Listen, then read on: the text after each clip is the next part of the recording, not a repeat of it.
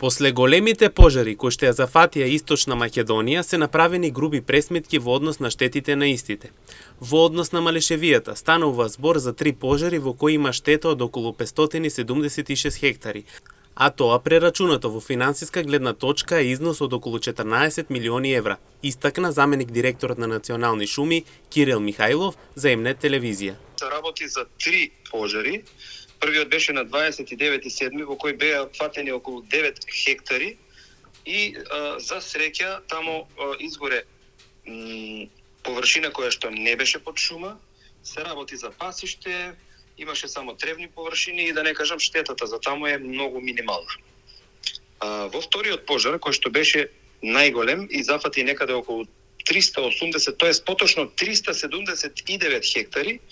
Од таа површина над 300 хектари беа пасишта, а околу 70 беа шума. Значи тамо проценката е дека имаме штета од околу 400 и кусур милиони денари.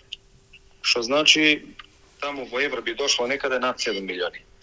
Во однос на третиот пожар и последниот кој што беше најблиску до градот Пехчево, тоа е пожарот на 11 август, тој беше некаде 3 дена, за 3 дена го ставивме под контрола.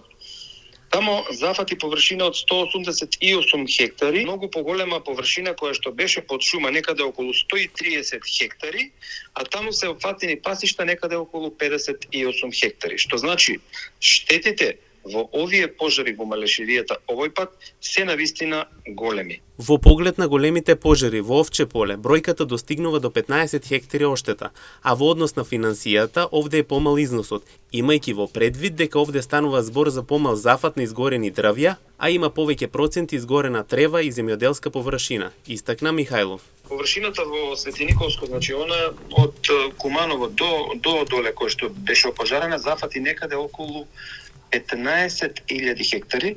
За таму не се направени пресметки колку чини тоа што е од зафатено. Таму ќе биде релативно помала сумата, иако е површината огромна, затоа што немаше шума. Значи таму беа зафатени тревни површини, земјоделски површини, жита кои што биле ожнеани, значи генерално тоа освен некои појаси кои што беа околу браната и многу мала површина која што беше под шума.